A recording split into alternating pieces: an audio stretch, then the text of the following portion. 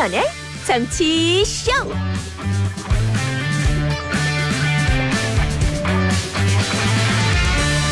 여러분 안녕하세요. 김태현의 정치쇼 김태현입니다.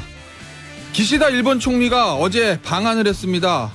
과연 어떤 말을 할까 참 궁금했었는데 거의 모든 언론들은 기시다 총리의 이 말을 주목한 것 같습니다. 중앙일보, 많은 분이 힘든 경험, 가슴 아파. 어떨까요? 물컵의 반 채워진 거로 봐야 될까요? 부족한 거로 봐야 될까요? 오늘 경향신문 일면엔 이런 제목도 보입니다. 윤 대통령 마유웨이 1년, 정치가 사라졌다. 오늘 김태현의 정치쇼는 스튜디오 새 단장을 기념해서 특별 대담을 마련했습니다. 보수의 거성 전원책 변호사, 미스터 쓴소리 이상민 더불어민주당 의원 출연 예정돼 있고요. 그에 앞서서 국민의힘 이용호 의원과 어제 있었던 한일 정상회담 결과에 대한 이야기 나눠보도록 하겠습니다. 잠시 뒤에 뵙죠. 오민정님, 스튜디오가 화사하네요. 김순홍님, 새 단장한 스튜디오 축하합니다. 야, 눈치 빠르신 분들이 지난주하고 오늘하고 뭔가 달라진 걸 눈치채신 것 같아요. 예, 저희가 오늘 스튜디오 새로 공사했잖아요. 원래 쓰던 스튜디오를. 그래서 오늘 새 단장 첫날이고, 예, 그렇습니다. 그런데 이게 지금 좀 죄송한 일이 하나 발생했어요. 원래 기념일 같은 데는 조금 이렇게 좀 사고도 있고 하는 겁니다. 지금 유튜브가 지금 안 되고 있다고 하거든요. 그래서 유튜브로 들어오신 분들 죄송하고요. 지금 점검 중이니까 곧 연결이 될 겁니다. 조금만 기다려 주시면 유튜브로 들어오시는 분들 저희 새 스튜디오, 예쁜 스튜디오 보실 수 있을 거고요. 고릴라는 지금 된다고 하니까 고릴라로 들어오시면 되겠네요. 일단은요. 균형 잡힌 시사 김태현의 정치쇼 함께하고 계시고요. 참여 방법 알려드리죠. 휴대폰 문자 샵 1035는 단문 50원, 장문 100원에 들고요. 고릴라하고 유튜브는 무료인데 유튜브 지금 안 되지만 곧 될 거고 항상 말씀드리지만 3종 세트 있습니다. 구조할, 구독, 좋아요, 알림 설정.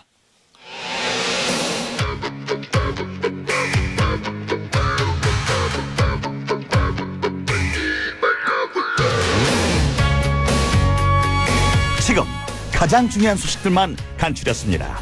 뉴스 온 더 블록. 어제 서울에서 한일 정상회담이 열렸습니다. 윤석열 대통령이 일본을 찾은 지 50여일 만에 기시다 후미오 총리가 답방을 함으로써 이른바 셔틀 외교가 12년 만에 복원됐습니다. 더불어민주당 김남국 의원이 60억 원대 코인 관련 의혹에 대해 자신의 코인 보유와 가상자산 과세 유예법 발의는 이해충돌 사안이 아니라고 주장했습니다. 국민의힘 윤리위원회가 오늘 오후 회의를 열고 이딴 설화로 물의를 일으킨 태영호 최고위원에 대한 징계 수위를 결정합니다. 국민의힘은 지난 4일에 이어 오늘 최고위원 회의도 취소했습니다. 오늘 뉴스 온 더 블락은 SBS의 정다은 기자와 함께합니다. 안녕하세요. 안녕하세요. 자, 오늘 첫 번째 소식은 어제 있었던 중요한 외교 이벤트죠. 윤석열 대통령과 기시다 일본 총리의 정상회담 얘기인데 공동 기자회견의 모두 발언 주요 내용부터 좀 들어보시죠. 우리 두 정상은 이번 회담에서 후쿠시마 오염수 관련 한국 전문가들의 현장 시찰단 파견에 합의하였습니다. 과학에 기반한 객관적 검증이 이루어져야 한다는 우리 국민의 요구를 고려한 의미 있는 조치가 이루어지기를 바랍니다. 자, 윤석열 대통령의 목소리 들어보셨는데 어제 한일 정상회담의 주요 내용이 뭐예요? 일단 어제 오후에 한일 정상회담이 102분 동안 용산 대통령실에서 진행이 됐는데요. 두 정상이 머리를 맞댄 지 52일 만의 일입니다. 그래서 지금 일본 총리의 양자 차원의 방한은 지난 2011년에 노다 요시히코 전 총리의 방한 이후로는 12년 만이고 네. 그리고 이제 어제 첫 그 일정으로 현충원에 참배를 했습니다. 근데 그랬죠. 이걸 두고 지금 여러 가지 해석이 있는데 일단은 일본 정상이 국립현충원을 찾은 것도 이제 2011년 이후에 처음이다 보니까 네. 셔틀 외교 차원에서 한국을 찾은 걸 이제 계기로 현충원을 간 거라서 셔틀 외교의 완전한 복원을 선언하고 계승하겠다 이런 뜻을 밝힌 거라고 풀이를 하는 이런 해석도 있고요. 네. 그리고 또 이제 현충원에는 6.25 전사자는 물론이고 독립운동가도 안장이 되어 있다 보니까 그렇죠. 기시다 총리의 이번 그 현충원 참배가 과거사 문제에 대한 어떤 성의 표시의 의미도 함께 있다. 그리고 또 이제 북한의 위협에 대해서 한일이 함께 대응하는 안보 강화의 의미를 모두 담고 있다. 이렇게 좀 볼 수가 있습니다. 네. 일단 회담 직후에 두 정상이 공동 기자회견을 열었어요. 그래서 최근 계속 얘기가 나오고 있는 그 후쿠시마에 대해서 지금 후쿠시마의 한국 그 전문가 시찰단을 현장에 파견을 해서 검증을 하고 예. 그리고 또 히로시마 한국인 원폭 희생자 위령비에 공동 참배를 하는 그런 일정도 설명을 했고요. 예.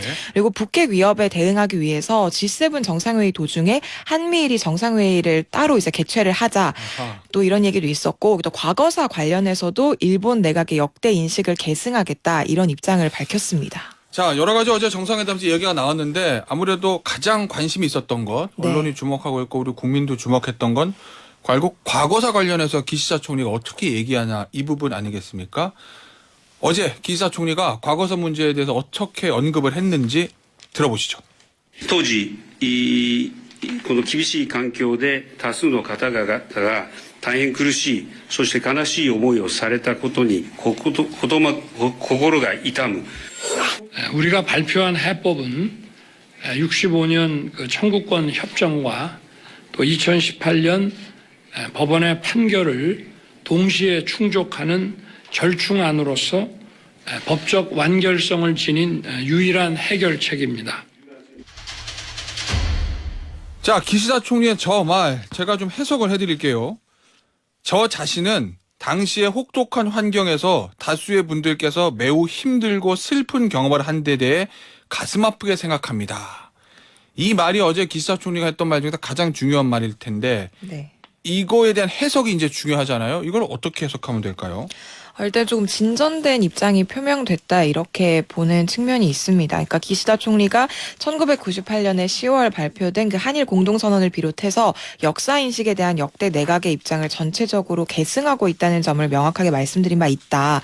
그리고 가장 진전된 입장은 김대중 오부치 선언도 네. 저 계승하겠다라는 거 어제 그렇죠. 명확히 한 거고요. 그래서 이제 그리고 또 이제 이와 같은 입장은 앞으로도 흔들림이 없을 거다라고 얘기를 했고 또 뭐 옛 일제 그 강제동원 노역 문제를 가리켜서도 뭐 당시에 이제 혹독한 환경 속에서 일하게 된 많은 분들이 힘들고 아픈 경험을 한 게 대해서 가슴 아프게 생각한다 이렇게 얘기를 했습니다. 그렇다 보니까 2달 전에 도쿄에서 열렸던 그 정상회담 당시에 밝혔던 입장보다는 진일보한 걸로 이제 해석을 하고 있는데 네.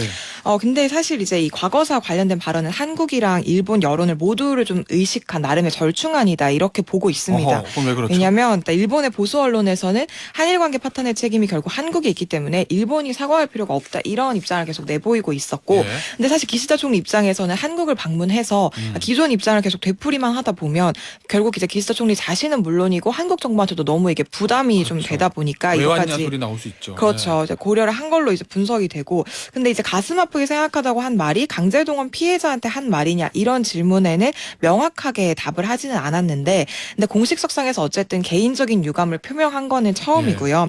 근데 하지만 이제 그러니까 어제 그 기시다 총리가 역사 인식의 계승에 변함이 없다고 확고하게 말을 하면서도 한국 측에서는 계속해서 그 사과와 반성을 요구를 했잖아요. 네. 근데 사죄나 반성이라는 표현은 여전히 사용하지 않았다 보니까 좀 여기에 대해서는 한계가 있다 이런 지적도 나오고 있습니다. 뭔가 그러면 종합을 해보면 우리가 원하는 만큼 100% 다 달성한 건 아니지만 네. 도쿄에서 했을 때보다 한 발짝 더 나갔다. 네. 그러면 월컵의 반을 일본이 채워야 되는데 반을 다 채운 건 아니지만 네. 어느 정도는 좀 채워졌다. 뭐 이렇게 봐야 되는지 뭐 여야의 해석이 좀 다르겠죠.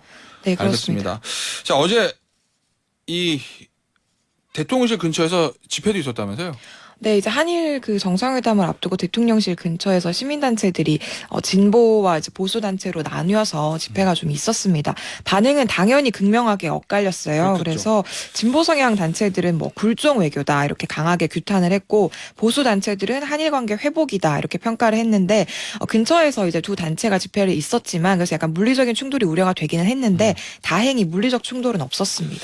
알겠습니다. 어제 있었던 한일 정상회담, 특히 이제 기시다 총리 이 발언에 대한 해석, 여권에서는 어떻게 보고 있는지 잠시 후에 국민의힘의 이용호 의원 전화로 연결해서 좀 의견을 좀 들어보도록 하겠고요. 다음 주제 보겠습니다. 김남국 의원, 지난번 주말부터 이 금요일부터 아마 이게 좀 이슈가 된 것 같은데 네. 60억 원에 달하는 가상화폐를 가졌던 것이 알려져서 지금 이 얘기가 좀 논란이 되고 있습니다.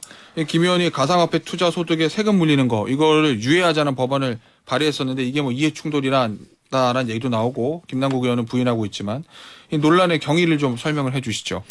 일단 60억 원대 가상화폐 보유 이력에 대해서 검찰 수사가 진행이 되면서 여야 정쟁이 치열한 상황인데 네. 김 의원이 가상화폐의 일종이죠. 그 위믹스 코인을 80만 코인, 그러니까 최고 한 60억 원 상당 정도를 보유를 하다가 지난해 2월 말에서 3월 초에 이제 이걸 모두 인출한 의혹을 받고 있습니다. 근데 이제 재작년 7월에 가상자산에 대한 그 과세 시점을 유예하는 법안을 공동 발의를 했잖아요. 네. 그리고 실제로 과세가 유예된 동안에 보유하고 있던 그 코인 60억 원어치를 매각을 한 거죠. 네. 그렇다 보니까 뭐 이런 위믹스 코인을 보유하고 처분하는 과정에서 위법 행위가 있었는지 이걸 지금 검찰에서 들여다보고 있는 거고, 그리고 또 그 과세 유예 법안 발의 명단에 이제 이름을 올렸다 보니까 이게 결국 이해충돌 아니냐 이런 얘기가 조금 있었어요. 근데 김 의원 측은 이해충돌이 아니라는 주장을 하고 있습니다. 네. 왜냐하면 그러니까 만약에 과세를 했더라도 코인이 폭락했기 때문에 내가 혜택을 본 게 아니다 이런 취지로 이제 반박을 한 거고, 네. 그리고 또 그 위믹스를 현금화를 한 게 아니라 다른 거래소로 옮겼고 또 실명 거래 전후와 상관없이 모두 실명 계좌만 썼다. 그래서 문제가 없는 거래였다 이렇게 반박을 했습니다. 예, 알겠습니다. 뭐 국민의힘에서는 김남국 의원이 예전에 저 돈이 없어서 호텔에서 잔 적 없고 신발은 구멍난 3만 원짜리 운동화를 신는다. 뭐 이런 발언을 가지고 뭐 내로남불 DNA가 있다. 네. 위선이다. 뭐 이렇게 비판을 지금 하고 있는 거고, 민주당 측에서는 아직은 공식 입장은 나오는 것 같지는 않습니다. 근데 어쨌든 이 김남국 의원은 이게 한동훈 검찰의 작품이다. 뭐 과잉 수사다. 뭐 이런 입장을 보이고 있긴 한데, 이게 금융정보분석원이라고 있어요. 금감원 산하 FIU라고 부르는데, 거기서 이 김남국 의원의 이 코인 거래가 좀 이상하다. 처음에 김남국 의원이 거래했던 거 거래소에서 FIU에 얘기를 해준 거고, 네. FIU에서 이상하다 이거 좀. 그래서 이제 남부지검으로 이첩을 했다는 거거든요. 남부지검에서 수사가 진행되고 있다는 거고, 이건 아마 오늘 내일 계속 이야기 좀 나올 것 같으니까 저희가 나오면 또 여러 가지 상황들을 좀 얘기를 좀 해드리도록 하겠고요. 자, 그런데 오늘 원래 국민의힘 최고위원회에 있는 날인데 안 한답니다. 지난주 목요일도 안 했어요. 오늘도 안 한다고 해요. 그런데 오늘 동시에 태용호 의원, 김재원 최고위원에 대한 윤리위원회도 오늘 열린다는 거죠. 네, 맞습니다. 그래서 이제 국민의힘 윤리위원회가 오늘 그 각종 좀 논란을 일으켰던 김재원, 태영호 최고위원에 대한 징계 수위를 결정합니다. 일단 그 태영호 최고위원이 지역 내 유력 인사 가족들을 청년보좌관으로 채용해서 특혜 제공했다 이런 의혹도 지금 받고 있잖아요. 네. 근데 여기에 대해서 어제 뭐 그 청년 대학생 보좌관들이 본인이 스스로 지원해서 자원봉사 자격으로 의정 활동을 돕기 때문에 뭐 그런 뭐 추천서나 수료증은 그냥 작은 성이다 뭐 이렇게 반박을 했습니다. 그리고 이제 그 징계 절차를 개시를 하다 보니까 오늘 오후 4시에 중앙당사에서 3차 회의를 개최를 하고, 기존에 뭐 제기가 됐던 그 태 최고위원의 JMS 관련 SNS 게시물 논란이나 뭐 제주 4.3 사건 논란과 관련해서 또 관련이 있고, 그리고 뭐 녹취록 파문 이것까지 병합해서 심리를 합니다. 그래서 여기 회의에서 징계 수위가 결정이 될 예정인데, 당원권 정지 1년 이상의 중징계를 받게 되면 내년 총선에서 힘들죠. 네, 공천을 받는 게 어렵잖아요. 그렇다 보니까 좀 윤리위 결과에 대해서 뭐 반발을 할 수도 있는데, 그렇다면 좀 당 내홍이 예상되는 이런 상황입니다. 알겠습니다. 뭐 마지막 소식은 시간이 없어서 자세히는 말씀 못 드리겠고, 찰스 3세, 찰스 황태자가 이제 왕이 됐다. 대관식을 했다. 이 얘기고, 그런데 영국에서는 무조건 축하하는 목소리만 있는 게 아니라 반대의 목소리, 나의 왕은 아니다. 뭐 이렇게 말하는 일부 목소리도 있다. 이 얘기입니다. 네. 자, 오늘 뉴스 언더블럭 여기서 마무리할게요. SBS의 정다은 기자였어요. 감사합니다. 감사합니다.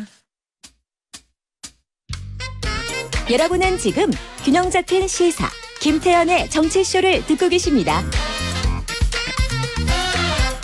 뉴스 속 깊숙한 이야기를 들어보는 인터뷰 시간입니다. 12년 만에 복원된 한일 셔틀 외교, 이 소식부터 좀 알아보죠. 국민의힘 이형호 의원 전화로 연결되어 있습니다. 의원님 안녕하세요. 네, 안녕하세요. 자, 의원님 어제 네. 한일 정상회담이 있었습니다. 기시다 총리의 답방이 있었는데 이거 큰 틀에서 어떻게 보십니까? 물컵의 반 이거 어느 정도로 채워졌다고 보세요? 저는 우선 12년 만에 복원된 셔틀 외교 그 자체로서 의미가 있다고 생각을 합니다. 예. 그동안 뭐 일본과 얼마나 불편한 관계였습니까? 주변 나라와 이게 관계를 개선해서 서로 오고 가고 하는 모습 그 자체로 의미가 있다고 생각을 하고요. 예. 물컵 말씀하셨습니까? 예. 물컵은 사실 뭐 물컵 절반을 채웠다 뭐 이런 얘기가 있었는데, 그것은 우리 정책 결단으로 이제 외교관계를 열겠다고 하는 의지의 표현이었다고 생각을 하고요. 예. 앞으로도 계속 물컵이 가득 차고 넘칠 수 있도록 한일이 서로 노력할 필요가 있다 생각합니다. 알겠습니다. 자, 하나씩 좀 짚어보죠. 예. 가장 저희가 좀 중요하게 봤던 게 과거사 관련된 기시다 총리의 발언이었는데 어제 이 얘기. 당시 어려운 환경 속에서 일하게 된 많은 분들이 힘들고 슬픈 경험을 하신 데 대해 가슴 아프게 생각한다. 이 발언. 뭐 개인 자격으로 한 발언이다. 뭐 이렇게 선을 긋긴 했는데 이 발언 어떻게 평가하십니까? 이 정도면 기대한 만큼 나왔다 이겁니까? 아니면은 조금 더 좀 강하게 해줬으면 좋았을 걸 약간의 아쉬움인가요? 우리 국민적 정서로 보면은 뭐 더 강한 표현, 더 이렇게 반성의 마음을 더 담은 사죄의 표현 이런 것들이 나왔으면 좋았을 테지만 예. 기본적으로 일본의 지금 내각의 입장은 98년도에 DJ와 오부치 선언 이것을 계속 내각이 계승하겠다는 거거든요. 예. 그런 차원에서 이번에 그 많은 분들의 고통, 뭐 가슴 아프다 이런 언급 자체로서는 저는 뭐 그 자체 언급했다는 것 자체만으로도 의미가 있다고 저는 생각을 하고요. 네. 기본적으로 우리가 더 봐야 할 것은 일본의 어떤 언급의 수위 이런 것보다는 예. 일본이 얼마나 진정성을 가지고 한국을 대하느냐, 또 한일 관계가 어떻게 미래지향적으로 나가느냐 하는 이런 부분에 더 초점을 맞춰야 될 필요가 있다고 생각을 하고요. 예. 저는 뭐 그런 차원에서 저 개인적으로는 예.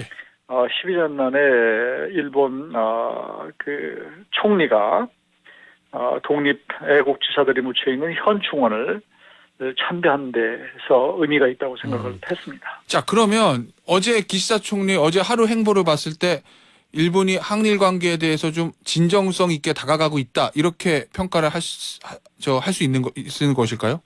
네, 이제 그런 이게 이제 뭐 한일 관계의 어떤 과거사를 토대로 한 어떤 완성이라기보다는 이제 본격적으로 한일이 또 일본이 한국에 대해서도 충분히 마음을 열고 신뢰를 쌓아가는구나. 네. 이런 측면에서 저는 긍정적으로 평가를 했습니다. 알겠습니다. 어제 또 한일 정상회담에서 후쿠시마 오염수 관련된 얘기가 나왔습니다. 우리 전문가 시찰단을 파견하기로 합의했다 이 얘기인데 지금 청취자분들이 많은 문자를 주고 계시거든요. 이 후쿠시마 오염수 방류에 대해서 걱정하시는 문자를 많이 주고 계신데요. 우리가 독자적으로 파견한다는 이 시찰단 어떨까요? 이게 실효성이 좀 있을까요? 실효성의 문제라기보다는 지금 후쿠시마 오염수 이제 문제는 이게 뭐 정치 문제라기보다는 어떻게 보면 과학의 문제다. 그렇죠. 그러니까 어떤 데이터를 통해서 과학적 검증을 거쳐서 또 거기다 플러스 우리 국민이 납득할 수 있는 어떤 정치적으로 이런 수준에 와야 된다는 것이 우리 국민들의 생각이거든요. 예. 그러니까 우선은 과학적으로 국민들이 이해하고 납득할 수 있는 수준, 이게 이제 그 어떤 실사단을 통해서 국민들이 하는 그런 과정, 그 자체가 굉장히 의미가 있다고 생각하고요. 그러니까 우리가 이제 양국이 그런 객관적이고 과학적인 데이터를 통해서 하고 그러면서도 동시에 일본이 더 우리 국민들의 감정을 이해시킬 수 있을 정도의 모습을 보일 필요가 있다. 저는 그렇게 생각합니다. 알겠습니다. 자, 어제 있었던 한일 정상회담 얘기는 여기서 좀 마무리하고요. 자, 의원님 국내 정치권 소식 좀 짚어보겠습니다. 이 윤석열 대통령하고 여야 원내대표 회동 이게 지금 보니까 현재 상황으로서는 끝내 좀 불발된 것 같은데 왜냐하면 이재명 대표가 자기 빼고 원내대표 먼저 만나도 괜찮다 이렇게 얘기했는데 박광원 원내대표는 이 대표부터 만나는 게 순리다 이렇게 해서 좀 꽉 막혀 있거든요. 이 상황 지금 어떻게 봐야 될까요? 저는 이제 박광원 원내대표가 새로 선출이 됐고 또 최근에 한미 간에 또 한일 간에 계속 정상회담들이 잇따라서 이어지고 있지 않습니까? 예. 그런 차원에서 박광원 대표가 한번 이재명 대표에게 이제 먼저 만나면 좋겠다 이런 식의 양보를 했는데도 불구하고 네. 또 이재명 대표가 개념치 않겠다 만나라 이런 식의 메시지를 줬기 때문에 네. 지금 형님 먼저 뭐 아우 먼저 뭐 핑퐁하듯이 서로 이렇게 양보할 때인가 예. 대승적 차원에서 좀 이번을 그 협치를 시작한다는 협치의 계기로 삼다는 차원에서 박광원 원내대표가 윤석열 대통령과 만나는 것이 전 필요하다 이렇게 저는 생각합니다. 용산 대통령실에서는 저 박광원 원내대표의 회담에 대한 진정성은 있다고 보시는 거죠? 아니요, 이것은 뭐 진정성의 문제가 아니고, 예. 그렇죠. 윤석열 대통령은 지금 야당 대표, 원내대표와 만나는 것은 필요하다. 우리 민생 차원에서도 그렇고 국회와 정부 차원에서도 여러 가지 지금 뭐 그 법안이나 뭐 현안들이 있지 않습니까? 그런 네. 차원에서 어떤 신뢰를 이제 만들어가는 첫 단추로서의 의미가 있다 이렇게 보는 거죠. 알겠습니다. 내일이 윤석열 대통령 취임 딱 1년 되는 날입니다. 자, 그런데 이제 취임 1주년 기자회견 계획은 뭐 아직 발표되고 있지는 않은데 도어 스태핑 중단됐고요. 올해 아마 신년 연설도 건너뛴 걸로 알고 있는데 이 취임 1주년 기자회견도 안 하면 이 국민과의 직접 소통이 좀 부족하다 뭐 이런 얘기들도 나올 수 있을 것 같거든요. 의원님 어떻게 보시나요? 저는 뭐 그렇게 보지 않고요. 예. 그동안 윤석열 대통령만큼 우리 국민들과 소통을 많이 한 대통령이 있었는가 이렇게 묻고 싶습니다. 우선 네. 지금 뭐 틈만 나면은 꼬투리를 찾는 야당 민주당이 이걸 보면 오히려 더 많이 해서 문제가 됐다. 그런 생각이고요. 기본적으로 대통령의 스타일이 네. 틀에 박히고 또 형식적이고 의례적인 이런 소통 행사보다는 수시로 또 그때그때 실질적인 소통을 하는 것이 어떤가 하는 그런 스타일의 문제라고 생각합니다. 스타일의 문제예요. 알겠습니다. 이 윤석열 대통령 1주년인데 지지율이 사실은 조금 아주 높지는 않은 걸로 지금 저 여론조사 결과 나오고 있지 않습니까? 이건 네. 어떻게 보세요, 의원님? 좀 안타까운 문제인데요. 예. 기본적으로 사실은 대통령이 집권하고 나서 거대 야당이 그 사실 허니문 기간이라는 게 늘 있는 것이거든요. 그렇죠. 근데 그거 없이 이 거대 야당이 사실은 좀 발목 잡기식으로 국정 운영의 동력을 좀 막았다. 네. 이런 안타까운 일이 저는 가장 큰 이유라고 생각을 하고요. 나름대로 지난 1년 동안에 뭐 이렇게 한미일 간의 안보 그 외교 보건이나 혹은 노동개혁 이런 여러 가지 측면에서의 성과에도 불구하고 재평가를 못 받고 있는 부분은 좀 가슴 아프게 생각하고 그러나 또 우리 집권 여당으로 봐서는 지금 삶에 지쳐있는 국민들을 정말 힘들어하는 국민들에게 감성적으로 제대로 접근을 했는가 하는 부분은 되돌아볼 필요가 있다고 생각을 합니다. 그리고 또 한 가지는 예.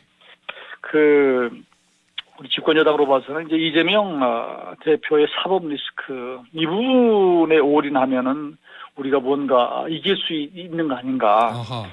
이런 식의 정치가 유효하지 않다. 예. 라는 생각도 해요. 지금 양당의 지지층이 고정되어 있는 상태에서 예. 무한하게 여야가 충돌하는 이런 정치에 중도층이 사실은 많이 실증을 내고 있다. 예. 그런 측면에서 집권 1년 전 시점에서 한번 정치 차원에서는 되돌아봐야 될 때가 아닌가 싶습니다. 사법 리스크에만 이재명 대표의 사법 리스크에만 기대서는 안 된다 이런 말씀이신 거죠? 저는 그렇게 생각합니다. 알겠습니다. 자, 국민의힘 당내 얘기 하나 먼저 여쭤볼게요. 오늘 태영호 의원하고 김재원 의원 윤리위에 출두해서 소명한다고 하는데 뭐 언론의 예상으로는 1년 당원권 정지 뭐 이게 나올 수도 있다 뭐 이런 예상들도 있거든요. 의원님 개인적으로 어떻게 보시나요?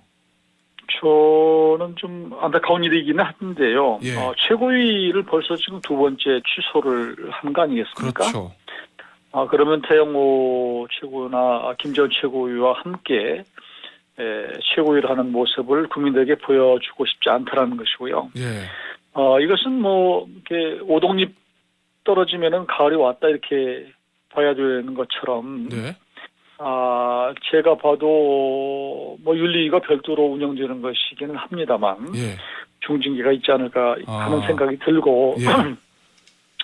사실 이 두 최고위원의 문제가 윤리위 차원에서 정리되는 것보다는 사실 정치는 정치로 푸는 게 필요하다고 생각합니다. 예.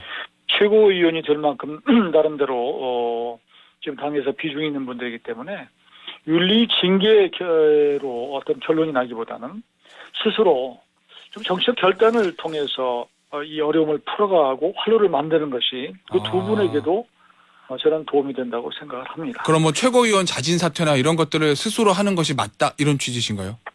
두 분은 아마 이제 내년 총선을 앞두고 이제 그 징계를 받으면 우리는 정치적으로 끝난다라고 하는 위기감이 있으리라고 생각을 해요. 예. 그렇지만 정치라고 하는 것은 국민의 마음을 사는 것이기 때문에 정치인이 정치적으로 이런 당이 어려운 상황에서 본인의 일정한 부분에 책임도 있는 것이고 이런 차원에서 최고위원을 사퇴하는 그런 모습을 보이면 오히려 정치적으로 활로가 생길 수 있다. 저는 오히려 그렇게 봅니다. 알겠습니다. 자, 의원님 마지막 질문이 될 것 같습니다. 이 민주당 김남국 의원 관련된 얘기인데 이게 가상화폐를 뭐 수십억 보유했다. 그래서 FIU에서 남부지검에 통보해서 남부지검의 수사가 개시 중이다. 그런데 김남국 의원은 한동훈 검찰의 작품이다. 이렇게 강하게 좀 반발하고 있거든요. 이 상황 어떻게 보고 계신가요? 저는 뭐 국민들이 다 판단하리라고 생각하는데요. 예. 지금 재산 등록된 게 15억 정도 아닙니까? 예. 그런데 코인으로 60억의 재산을 갖고 있다? 이건 이해하기 어렵죠. 원래 공직자 재산 등록이라고 하는 것이 재산이 얼마 있는가를 보여주는 것인데 이 배보다 배꼽이 뭐 4배가 큰 거 아니에요. 예. 그럼 재산을 은닉한 것처럼 이게 받아들일 수밖에 없는 것이고. 예. 근데 가상자산이 그리고 일단 저 신고 대상은 아닌 거죠? 신고 대상은 아닙니다만 그러나 취지에는 넣거나 예를 들어서 뭐 일조 조금 있다 이런 것은 뭐 그렇게 이해가 되지만 예. 이런 정도의 자기의 신고된 등록된 재산보다 4배가 많은 것은 재산을 은닉했다고 보는 것이 더 상식적이다 이렇게 보기 때문에 네. 지금 드러난 정황만 가지고도 이해할 수가 없는 것이고요. 이런 차원에서 당 차원에서 진상조사가 필요한 것이고 민주당 차원에서. 그 예전에 뭐 부동산 때문에 한번 시끄러운 적이 있지 않습니까? 뭐 그 양당이 뭐 권익위에 조사를 해달라 이렇게 요청을 한 적이 있었는데 예. 스스로 해명을 하고 또 납득하기 어려울 때는 민주당 차원에서 진상조사를 통해서 국민들의 의구심을 좀 불식시킬 필요가 있다고 생각합니다. 알겠습니다. 오늘 인터뷰는 여기서 마무리하도록 하겠습니다. 지금까지 국민의힘의 이용호 의원이었습니다. 감사합니다. 네, 들어가십시오.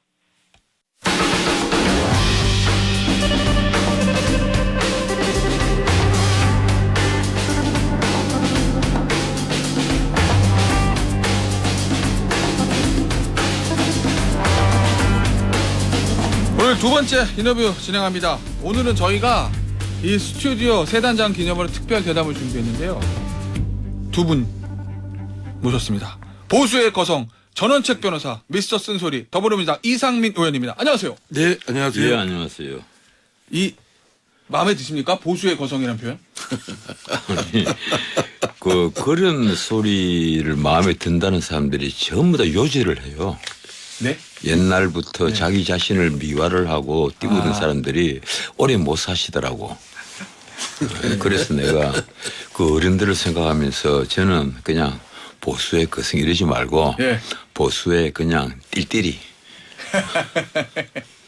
알겠습니다. 두 분 좀 인연도 좀 꽤 오래되셨죠? 아유, 저는 뭐 아주 오래됐죠. 예. 우리 이공은 저는 법률가로서보다 이 정치인으로서 정말 존경합니다. 왜 그런가 하면 이 정치인이 자기 한 번 더 출마하고 한 번 더 당선돼야지 뭐 이런 데 대해서 굉장히 신경을 많이 쓰는데 적어도 국회의원 이상민은 그런 데 신경 쓰는 사람은 아니에요. 늘 정직하고 이 정의로운 길만 걸으려고 애를 쓰시는 것 같아서 옆에서 지켜보면서 제가 감탄을 합니다. 아 정말 잘 하시는구나. 아이고 예, 감사합니다. 진짜 관찰이 아니, 내가 앞에 계신다고 해서 내가 이러는 게 아니고 실제 그 우리 국회의원 300명 중에 한 200명만 이상명 국회의원 같았으면 아마 우리 국회가 꽤 괜찮은 국회라는 소리 들었을 거예요. 아이고, 알겠습니다. 아이고, 예. 너무 관찰하셔서 몸둘 바를 모르겠습니다.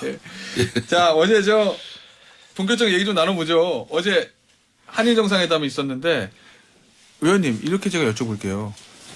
물컵의 반은 박진 외교부 장관이 한국이 채웠고 나머지 반은 일본이 채워야 된다. 뭐 이렇게 얘기하고 도쿄로 네. 윤석열 대통령 갔습니다. 그때는 나머지 반을 채우지 못했다는 평가가 이제 지배적인 것 같은데 이번에 기시다 총리가 방한해서 어제 이제 과거의 사에 대한 언급을 했거든요. 이 물컵의 반 완전히 채워준 걸로 보십니까? 아니면 아직은 좀 부족하다고 보십니까? 이제 그 지금 이제 한일 정상회담에 대해서 상당히 좀 저희 당 시각은 좀 예. 비판적입니다. 예, 그렇죠. 그런데 그 뭐 박진 장관이 그 나머지 그러니까 나머지 반은 반이요? 채울 것이다 그러는데 그는 기대도 안 했고 예. 왜냐하면 지난번 그 도쿄 회담을 볼 때 일본이 그렇게 태도 변화를 하기는 쉽지 않을 거다라고 생각을 했던 것이고 이번 방한을 했다 할지라도 크게 벗어나지 않을 것이다. 기대를 대부분 국민들이 안 하신 걸로 알고 있습니다. 예. 예. 뭐 그대로 왔고 정말 뭐 기시다 그 총리가 말했듯이 마음이 아프다고 그랬는데 네. 좀 마음이 아픕니다. 그러니까 한일 관계 개선이 돼야 되는 건 틀림없는데 예. 여전히 한국민들의 대부분의 정서는 좀 그런 부분에 아픔을 갖고 있다. 이게 앞으로 이제 한일 관계 개선은 해야 된다는 그 당위성은 마땅한데 예. 동력이 얼마나 생길지는 사실 걱정입니다. 자, 매우 힘들고 슬픈 경험을 한 데 대해 가슴 아프게 생각한다라는 요 기시다 총리의 발언은 아직은 좀 기대에 미치지 못한다는 말씀인 것 그냥 같고. 저 하는 그냥 레토릭 정도 아닐까요? 아, 저희들이 이제 이 일본 측에게 요구하는 건 지난번 김대중 때 예. 같이 일본 수상하고 같이 했을 때 그 정도 나온 통렬한 통절한 반성과 사과. 예. 이 정도의 말은 좀 하기를 기대하는 거거든요. 예. 근데 이제 거기에 좀 가까운 말이라도 좀 했으면 국민들이 그동안 쌓여있던 이 좀 어떤 울분이라든가 피해 의식이라든가 이런 것들을 예. 좀 치유할 수 있는 좋은 기회가 되지 않았을까 싶었는데 좀 아쉽습니다. 알겠습니다. 전우적 변호사님께서는 어떻게 보시나요? 이제 기시다 총리의 그 발언.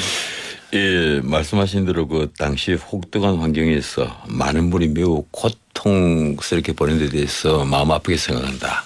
근데 그 말도 내 개인의 의견이라는 거예요. 그런데 그 얘기가 개인적으로 그린 이제 반성 사과의 뜻을 표시하고 싶다는 얘기가 한 5일 전부터 흘러나왔습니다. 이 외신주 한번 검색 한번 해보세요. 기시다 후미오가 아마 개인적으로 나는 반성의 뜻은 표시하겠는데 예. 총리로서는 못한다. 그 얘기가 왜 나왔는가 하면 예. 사실은 지금 그 일본 정치 지형 문제 때문에 그렇습니다. 지난번에 보궐선거에서는 자민당이 생각 외의 대승을 거뒀기 때문에 예. 기시다 후미오에게 뭐 운신의 폭이 넓어졌다 이러는데 이번에 다들 아시겠지만 이 일본 간사장 예. 간사장 이름이 뭐죠? 모테기 도시미스. 예. 모테기 간사장이요? 예, 모테기 도시미스 이 사람이 일체의 사죄 이건 해서는 안 된다는 걸 계속해서 한 일주일 전부터 계속 강조를 해왔어요. 자민당의 실권자는 간사장이라고들 하죠. 예, 뭐 간사장이 또 실권자인데 그런 이유가 뭔가 하면 곧 중의원을 해산하고 다시 의회를 구성할 가능성이 매우 높다는 이제 그런 견해가 많거든요. 예. 일본 언론도 그렇게 다 추적을 하고 있고 그렇다면 기시다 후미오가 또 공식적으로 오부치 선언 같은 그런 사과를 또 했을 때 이 예. 기시다가 코너에 몰릴 가능성이 굉장히 많다. 예. 그만큼 내 방송에서 할 말은 아닙니다만은 일본 정치만 하더라도 아직 우익이 속이 좁은 거예요. 나는 이번에 윤석열 대통령이 그 취대 사소했다. 이 큰 것을 얻기 위해서 작은 것을 포기했다. 그 작은 것을 버리고 큰 것을 얻으려 했다. 그 작은 건 뭐고 큰 거는 뭡니까? 큰 것은 우리 한미일 안보 공조부터 시작해서 많죠. 그런데 내가 왜 이번에 윤 대통령이 미국을 갔다 온 데 대해서 뭐 다른 방송에서는 실망의 뜻을 표시를 했는데 왜 그랬는가 하면 일본에 이렇게 사소를 하면서 큰 걸 얻으려면 적어도 미국에 가서 그 조 바이든 대통령 또 지금 재선 출마 선언을 했잖아요, 이번에. 이제 그쪽에서도 그 쉽게 내놓지는 못하겠지만 적어도 반도체, 전기차는 아니라도 우리 먹거리 한 3분의 1 가량이 됩니다. 우리 전체 파이에. 그 반도체에 있어서 미국이 옥죄는 것. 이것은 조금 풀고 와야 되는데 그걸 풀지를 못하니까 이번에 그 공동선언 뒤에 기자회견에서 LA 타임스 기자가 직접 물었어요. 그 바이든 대통령 당신이 재선을 위해서 한국 기업이 중국에서 이렇게 그 손해를 보는 것을 강요하는 것 아니냐 이 질문을 했단 말이에요. 이러니까 바이든이 막 말을 돌려서 대답을 했습니다. 거기에 대해서 즉답을 하지를 않고 그럴 정도로 미국에서도 그 생각 있는 사람들이 보면 한국에 너무 피해를 입히는 것 아니냐. 특히 반도체 문제에 있어서. 그런데 반도체는 지금 그렇습니다. 미국과 일본, 대만이 지금 그 연합 세력을 구축을 하고 있거든요. 그래서 우리가 취대 사소 한다고 저는 보았을 때 윤 대통령이 생각하는 바가 있을 것이다. 뭔가 저는 지금도 그걸 믿고 있어요. 윤 대통령이 이번에 미국 가서 뭔가 논의를 했을 것이다. 우리 아직 밝히지는 못하지만 했을 것이다. 뭔가 미국에서 지금 이 중국에 우리 투자한 삼성전자하고 SK 하이닉스에 대해서 뭐 1년간 앞으로 더 정비가 들어가는 것을 유예한다는 건데 그게 앞으로 더 늘어날 것이고 뭔가 있을 것이다. 관계에서 그래서 그리고 또 윤 대통령으로서 무엇보다 급한 게 북핵 미사일에 대해서 저런 식으로 북한에 오래 들어와서 미사일만 벌써 8번 쏘았습니다. 이러니까 적어도 한미일 안보 공조가 윤 대통령에게는 지금 절실했을 했을 것이란 말이에요. 알겠습니다. 그래서 취대 사수했을 것이다. 이렇게 기대를 하고 있습니다. 알겠습니다. 자, 국내 이 얘기 좀 해보죠. 윤석열 대통령이 내일 이제 5월 9일이니까 취임 1주 전이거든요. 의원님 보시기에 윤석열 대통령 1년 이거 어떻게 평가하세요? 잘한 점과 잘못한 점. 윤석열 대통령이 이제 정치권에 뭐 거의 경험이 없고 그 갑자기 이제 나오신 분 아니에요?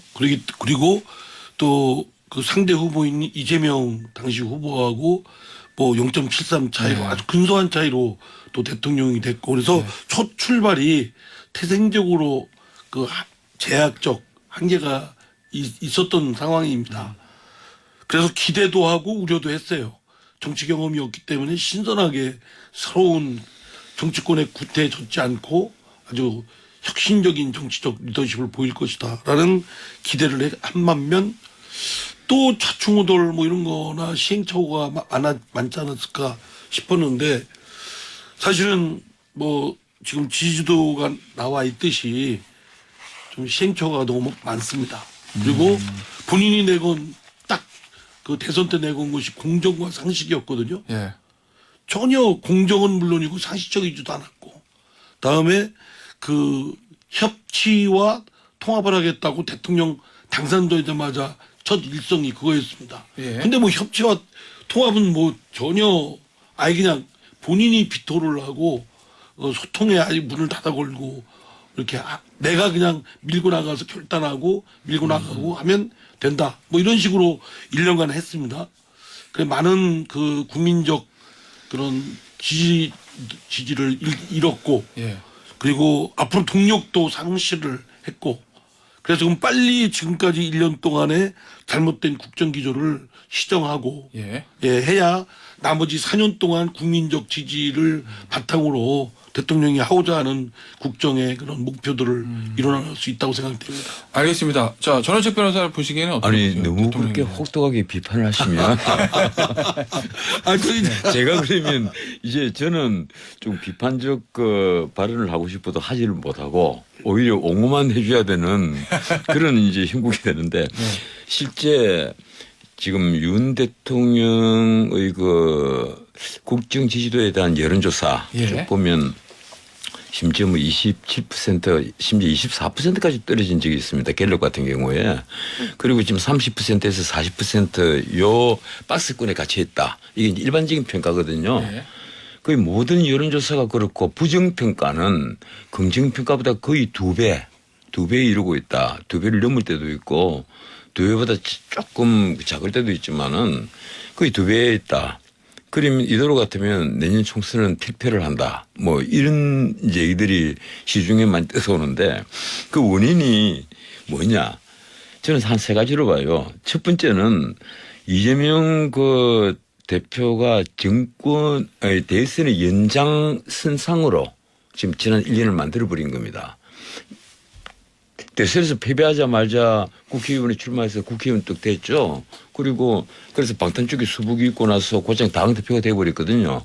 이러니까 대선의 연장선상이 돼버린 거예요. 또 두 번째, 대중이 원하는 이 적폐청산 문제. 이게 이제 지지부진했던 겁니다.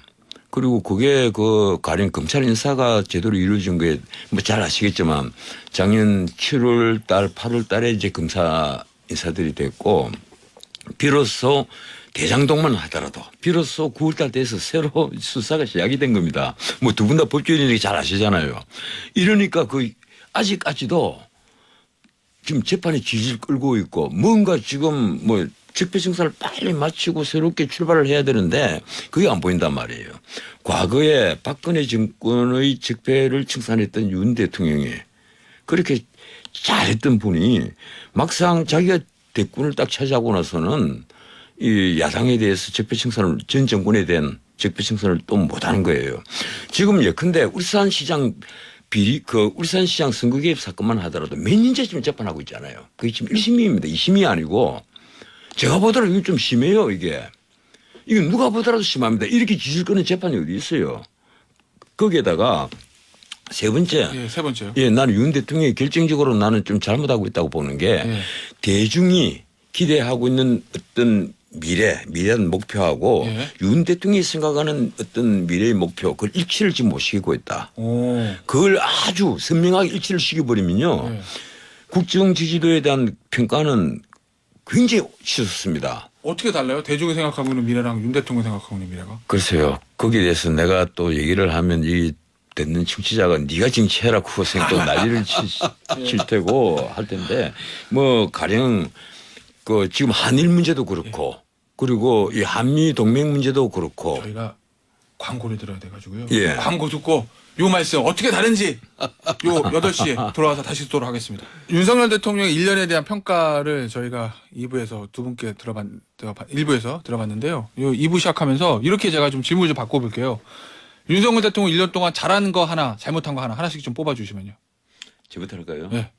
윤석열 대통령 처음에 취임하고 나서 나는 용산 대통령실 옮기는 걸 사실은 반대를 했는데 예. 그 도어 스태핑 하는 거 보고 아 정말 잘했구나. 정말 잘했구나. 그 생각을 했어요.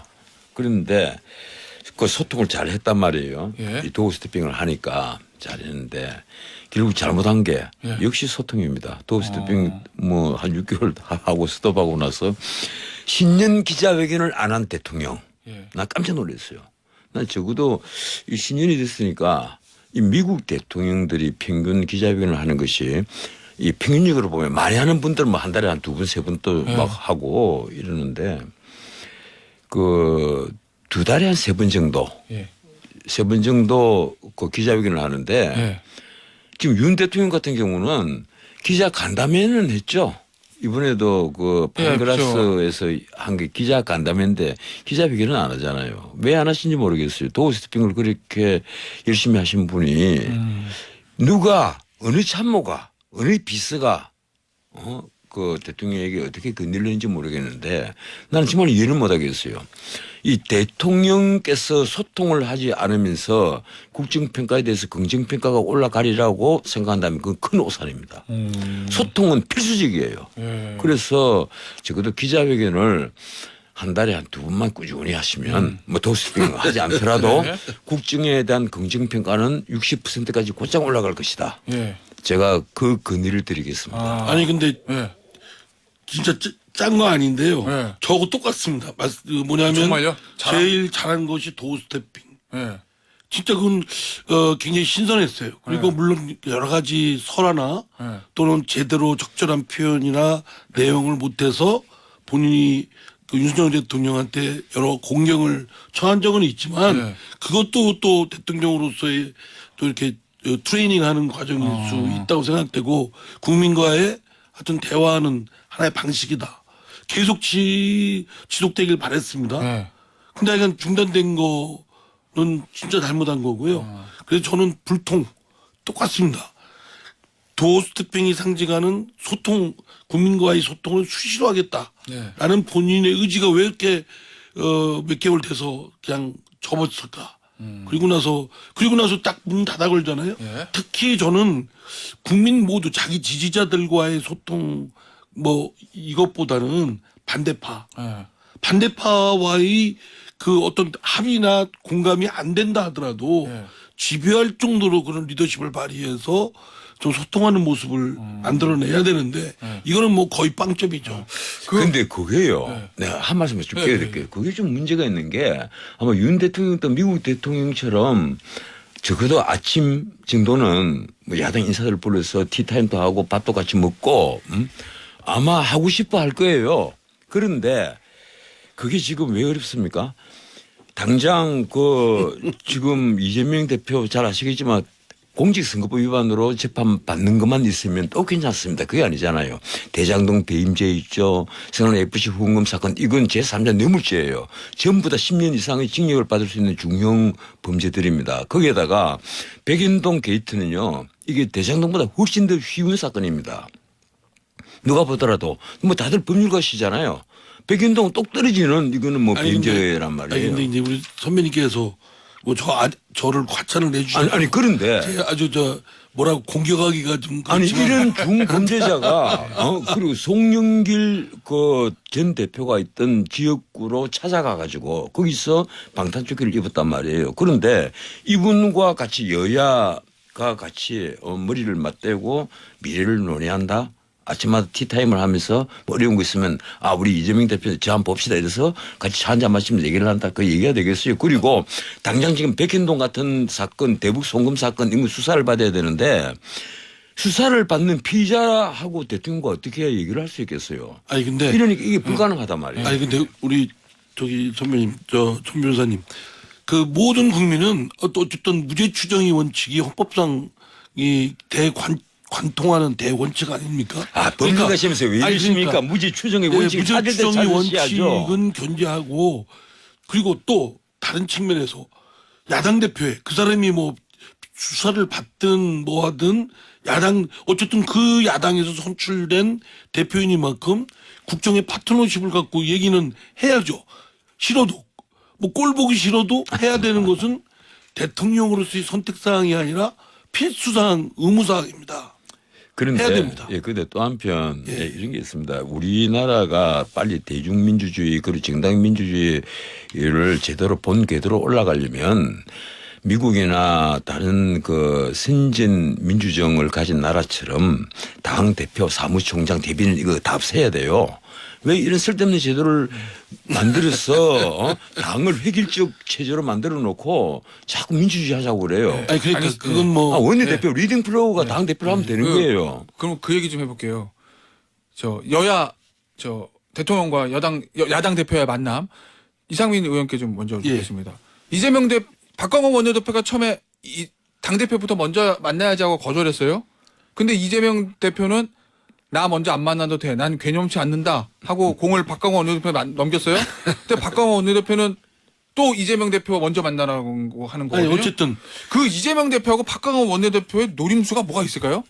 노림수랍보다는 내가 뭐 네. 그분들 생각을 뭐 직접 나눠본 건 아니지만 네. 박광원 대표는 최근에 원내대표로 선출됐지 않습니까? 네. 근데 지금까지는 한 1년 동안 윤석열 대통령과 이재명 대표의 당대표의 그런 어떤 회동 자리가 없었단 말이에요. 계속 저희 당에서는 요구를 했고 네. 안 됐고. 그런데 뭐 최근에 선출된 원내대표가 그거를 그럼 내가 하죠. 이렇게는 하기는 어렵죠. 입장이. 그러니까, 그리고 이제 이재명 대표는 또 자기 때문에 대통령이 각 당의 원내대표들 회동을 하는 거를 자기가 장애물 또는 걸림돌이 돼서는 네.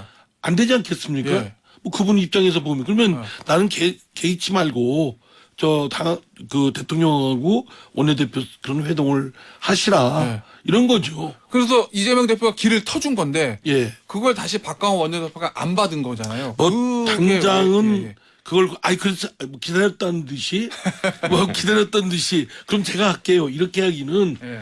뭐 아무래도 이제 박광원 원내대표로서는 좀 그런 입장이 있었을 겁니다. 그러나 예. 저는 좀 대승적으로 생각할 필요가 있다고 봅니다.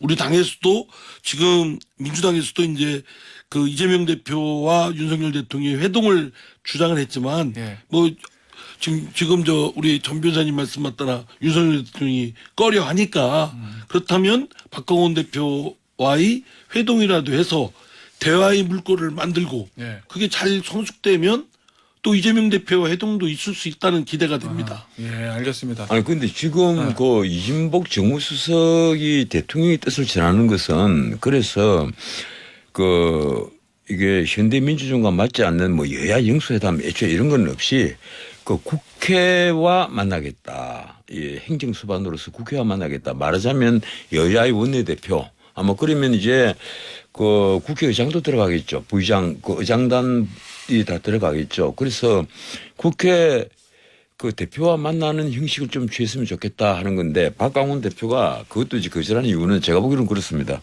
그 천하가 다 알다시피 박광원은 일하긴게 그러잖아요. 아마 자기가 첫 번째 그래요. 뭐 가르마를 탄다 이제 언론에 그렇게 네. 보도가 되는데 뭐 가르마를 타줘요. 그럼 제가 만나겠습니다. 이래다가는 개딸들에게 혼나죠. 그렇지 않겠어요? 그거보다 훨씬 더 사소한 문제 갖고도 그 개딸들이 시위까지 부리는데 박광훈 원내대표가 아마 그런 것도 굉장히 불안했을 겁니다. 그리고 한 번 더 양보를 하고 나서 마지 못한 척 하면서 만나겠죠. 네, 그러니까 어쨌든 네. 회동이 빨리 되면 그럼 저는 뭐 좀 대승적으로 잘 진전이 되는 거라고 생각합니다. 시간이 좀 지나면 만날 수 있다. 그런데 사실은요, 이 여야 원내대표와 대통령 만나는 이런 문제가 있고 대통령이 네. 그 미국식으로 이렇습니다. 예. 근데 지금 양곡관리법이 있었다 아니면 가루법이 있었다 이런 식으로 대통령이 거부권을 행사할 수밖에 없는 법안이 막 통과되려고 하면 야당 의원들을 불러가지고 자, 밥 좀 먹읍시다. 미국은 그렇게 하죠. 예. 그 밥도 먹고 얘기도 하고 설득도 하고 그래서 안 되면 그때는 나 거부권 행사하겠어. 뭐 이렇게 하면 그걸 반대하는 국민들도 대통령이 마지못해 저랬어. 거부권 행사하는구나 이러겠는데 대통령께서 야당을 전혀 만나지 않는 것도 그러니까 그걸 딱 제가 내자로 표현하면 네. 고집불통인 것 같아요. 그러니까 불통에다가 그렇게까지 표현하지 마시고 그런데 그건요 이 대선 연장선상으로 만든 민주당도 책임이 있습니다. 이 지금까지 전례가 없었잖아요. 대선에서 패배한 뒤에 거기 어떻게 하면 지역구 보궐선거 찾아가서 국회의원 또 있고 자기가 온갖 지금 피자가 되어 있는데 그리고 또 당대표가 되어버린다. 그래서 앞으로 공직권을 행사하겠다. 이러니까 민주당 안에서도 제발 공직권 제발 내려놓으세요. 이런 말이 나오지 않습니까? 네, 아니 뭐 그건 뭐 저희 당내 이제 사정이긴 한데요. 어쨌든 양쪽의 뭐 정치인들뿐만 아니라 지지자들도 극단적으로 양진영으로 나눠져 있고 이게 지금 전국이 진영 싸움으로 되어 있는 건 사실입니다. 그렇게 만든 장본인이 어느 특정인이 뭐 민주당이란 말이에요. 아니, 그러니까 국민이 민주당은 그렇게 딱 나누는 게 아니고 편가르기를 한 것은 문재인 정권 때부터 바로 뭐 우리나라 진보 좌파들의 특징입니다. 그게 편가르기 하는 게. 알겠습니다. 자, 저 주제를 바꿔봐서 이거 지금 양당에 있는 현안 하나씩만 좀 짚어보죠. 민주당 같은 경우 지금 주말에 김남국 의원 가상화폐 네. 보유 논란 이게 지금 이슈로 떠오르는 것 같은데 이거 어떻게 보세요? 상당히 곤혹스럽습니다. 뭐 저도 그 60억이라고 하면은 굉장히 큰 금액인 규모인데 예. 그 정도 코인을 보유하고 있으면서 그리고 저는 코인을 저는 전혀 안 하기 때문에 오늘 저거를 아차 싶었는데 왜 공직자 재산 등록에 그게 빠져 있을까? 그거는 사실은 빠져서는 안 될 가치이기 때문에 당연히 시시콜콜 모든 거 다 등록하게 돼 있거든요. 그런데 왜 코인은 그건 빠졌을까? 지금도 이해가 안 됩니다. 그럼 빨리 입법을 조치를 내서 공직자 재산 등록 항목으로 넣어야 될 것 같습니다. 예. 이 코인을 네, 다 이 정상적인 투자로 처음에 생각을 하지 않았기 때문에 넣지 않았겠죠. 네. 그런데 문제는 저는 아주 커졌다고 봐요. 이게 FIU에서 넘어온 자료를 가지고 검찰에서 지금 수사를 개시를 해버렸는데 네. 검찰이 적어도 수사에 착수를 할 때는 뭔가 범죄 혐의가 보였기 때문에 한단 말이에요. 그리고 지금 민주당이 당장 이재명 대표를 둘러싼 여러 의혹들 이 사부 리스크가 있지 않습니까? 그리고 아마 이제 5월 중순경에는 일부에서는 또 다른 그 구속영장 청구로 체포동의안이 또 국회에 보내질 것이다. 그래서 아마 민주당이 또 곤혹스러운 입장에 처해질 것이다. 이런 얘기들을 하는데 거기에다가 송영길 전 대표 이 돈 봉투 사건이 터졌단 말이에요. 이게 지금은 뭐 국회의원 2명이 탈당을 하는 걸로 지금 마무리를 하고 있지만은 천만의 얘기입니다. 돈 받은 사람이 300만 원짜리 봉투 20개를 뿌렸다. 우선 드러난 게 이겁니다. 그러면 20명 다 뿌려서 조사를 다 해야 돼요. 그 20명 공천하고 안 하고가 문제가 아닙니다. 민주당이 오염된 당으로 보인단 말이에요. 거기에다가 드디어 이 철음회 같은 강경파의 기수였던 김남국의 코인 사건. 그것도 재산 공개를 15억 뭐 18억 이렇게밖에 안 한 친구가 몇십억 60억씩 코인을 갖고 있다. 이게 말이 되겠어요?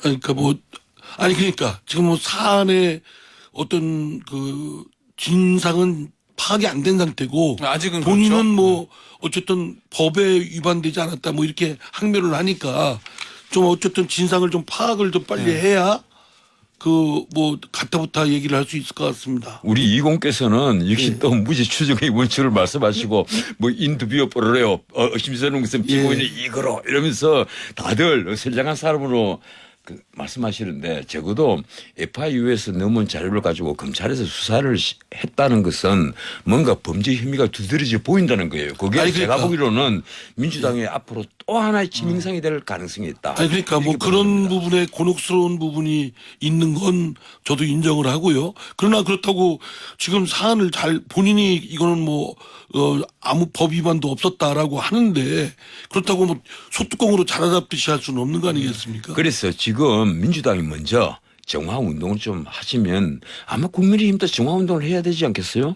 그 서로 나중에 공천에서 목 치는 것보다 물갈이 한다 이런 것보다 뭐 국회의원들이 어디 그 금붕어도 아닌데 물갈이 한다 이러지 마시고 지금 좀 일찍이 정화운동을 해서 물러날 사람은 물러나고 하는 것이 적어도 공복으로서 국민에 대한 도리가 아닌가 생각을 합니다. 알겠습니다. 저 마지막 주제 요거 짚어보죠. 지금 두 분 정말 오랜만에 어렵게 모셨으니까 1년 한 10개월 후에 11개월이구나. 11개월 후에 있을 내년 총선 전망 좀 들어볼까요?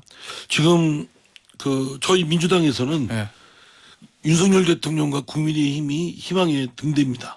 그런가요? 그리고 추측컨대 네. 그 국민의힘에서는 저희 당의 그 이재명 대표와 민주당을 희망의 등불로 생각을 해요. 상호간에 예. 희망의 등대로 생각합니다. 예. 근데 국민들이 볼 때는 둘 다 절망이죠. 예. 사실은 다니면서 두 당 더불어민주당과 국민의힘 둘 다 없어졌으면 좋겠다. 이런데 또 딱히 다른 당을 찍을 만한 당이 또 별로 없습니다. 그래서 이제 국민들께서는 강제적 선택을 할 수밖에 없지 않을까. 그래서 지금 저희 더불어민주당은 대호각성하고 지금 국민의힘 윤석열 대통령을 믿고 그냥 만연히 생각할 게 아니라 지금 대호각성하고 지금 말씀하신 대로 개가천선하는 걸 빨리빨리 분발을 해야 되겠습니다. 아마 그런데 내년에까지 저는 민주당은 이게 정말 그 섭섭하게 듣지 마십시오. 민주당은 이대로 간다면 결국은 뭐 연말이냐 가을이냐 이재명 대표가 언제 물러나냐 이러고들 있던데 제가 보기로는 아마 물러나지는 않을 것 같고 결국 민주당도 분열되지 않을까. 그러면 국민의힘은 어떻게 되겠느냐. 또 아마 제2당 제3당을 만들겠다는 쪽에서 또 움직일 수밖에 아마 없을 겁니다. 그럼 결국 4당 체제로 총선 치른다 예, 말씀이세요? 어쨌든 제가 보기로는요. 네. 이대로 가면 또 내년 총선도 그렇습니다. 최악을 부리고 차악을 선택을 하자. 네. 틀림없이 이런 말 나와요. 네. 제가 이게 벌써 이 얘기를 한 게 한 20년이 되는데 우리 선거가 늘 선거 때마다 최악을 버리고 차악을 선택을 한다. 최선이 없으면 차선을 선택한다. 이게 아니고 네. 최악을 부리고 차악을 선택을 한다. 참 이게 그 양당의 이제 예, 이 슬픈 독과점 겁니다. 구조가 너무 고착화 돼 있고 이 폐해가 너무 심한데 이걸 깨부수는 것이 참 필요한데 그러려면 다른 좋은 방법이 하나 있습니다. 내부에 동력이 예. 있거나 외부에서 이 태동하거나 이래야 되는데 그러면 그게 별로 움직임이 별로 안 보이니까 아니 얼마 전에 금태섭 전 의원이 신당 만들겠다고 뭐 이렇게 그래서 좀 잘 되길 바랍니다. 제가요. 정말요? 예, 예. 제가 그 정당 전 만드는데 변호사님이 거기 합류하시고 아니 거기에 내가 근데 관련된 분 한 분 때문에 네? 예. 관련된 분 한 분 때문에 제가 뭐 다른 방송에서 그런 얘기했어요. 그 100% 망합니다. 왜요? 김종인 예. 그 김종인 선생 때문에 망하는 거죠. 내 이게 방송에서 이런 직설적인 얘기를 해서 뭐 하는데 이분이 예. 민주당에 모든 걸 그 총선 다 이게 다 관장하시다가 근데 다 이겼잖아요. 국민이 뭘 이겼어요? 국민의 힘에 와서 포상 망했죠. 아 지난 총선 예. 때 마지막 예, 그 와서 또 국민의힘에 와서 또 타다가 벌써 왔다 갔다 하는데 이번에는 또 드디어 금태섭 전 의원과 자기가 힘이 되어 주겠다. 이게 그 김종인 선생이 들으면 이 방송을 들으면 굉장히 섭섭하시겠지만 제가 한 말씀만 드리겠습니다. 이제 제발 좀 물러나서 예 그냥 조용히 계십시오. 어떻게 그렇게 정당을 만들고 할 때마다 끼어들려 하고 대통령 후보가 나오면 늘 킹메이커가 되려 하고 그렇게 해서 혼란만 더 가중을 시킨 게 나는 이분이 지금 내놓은 게 경제민주화 하나밖에 더 그 외에 무엇이 있었습니까? 난 그래서 이쯤은 이해를 못 하겠어요. 왜 또 이번에 금태섭 전 의원같이 깨끗한 사람을 또 때를 묻히려 하는지 그래서 내가 망한다는 겁니다.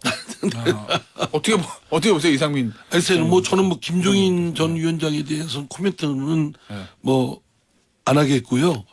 하여튼 지금 두 당의 독과점 구조가 큰 한국 정치의 큰 병폐이고 이거를 혁신적으로 바꾸려면 내부의 동력이거나 외부의 큰 충격이 있거나 네. 근데 외부에 동시다발적으로 또 있거나 이랬으면 좋겠습니다. 그래서 3, 4, 5 뭐 이런 아주 스마트한 정치 세력들이 예. 규합이 돼서 한국 정치를 좀 정치적 서비스의 품질 경쟁이 이루어지도록 해야 되겠다. 그러려면 우리 20하고 지금 진행하시는 그 김태현 공이 힘을 합치면 더 스마트한 정당이 왜 될지도 모르겠습니다. 여기 잘 있는 저를 균형 잡힌 시사 김태현의 정치서 김태현입니다. 왜 저를 그런데 원래 진행하실 때는요 예. 다 자신은 균형이 잡혔다고 생각하거든요. 근데 듣는 사람은 99%가 균형이 안 잡혔다고 다 그래요. 아닙니다, 다 그래요. 저는. 예. 저도 진행을 많이 해봤기 때문에 예. 아는데 다 균형 안 잡혔다고 얘기합니다. 지금 문자가 두 분의 토론이 재밌다는 반응이 어마어마하게 올라오고 있고요. 고정 만들어 달라는 주문이 들어오는데 이 고정 코너의 제목을 말씀드려도 돼요? 원로 토론으로 해달라는 그런 주문이 좀 들어오고 있습니다. 제가 원로 소리를 들은 게 정확히 11년 전부터입니다. 예, 우리 어느 날 지상파 M모 방송국에서 원로로부터 듣는다고 카메라 들고 오더니만 내가 왜 원로냐 이럴 때만 찍고 갔어요. 그런데 내 멘트가 제일 많이 나왔어요. 김성근 감독님 멘트보다 거의 한 2배 이상 나왔으니까. 그래 그러니까 내가 왜 원로냐. 김 변호사님은 원로가 많고 이게 머리가 벗기지니까 나이가 들어 보입니다. 저는 원로보다는 저 새내기.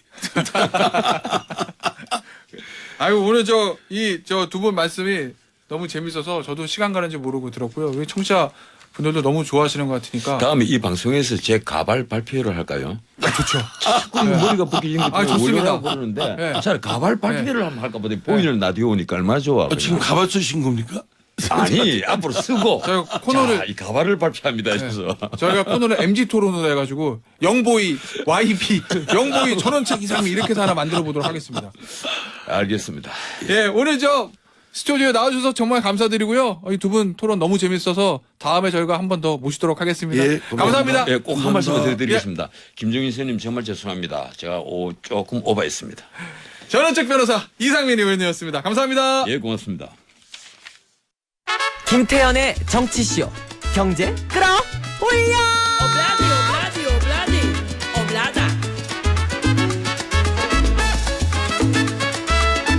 자, 김태현의 정치쇼 3부 경제 끌어올려 코너 SBS 김혜민 기자, 권혁중 경제평론가입니다. 안녕하세요. 네, 안녕하세요. 안녕하십니까.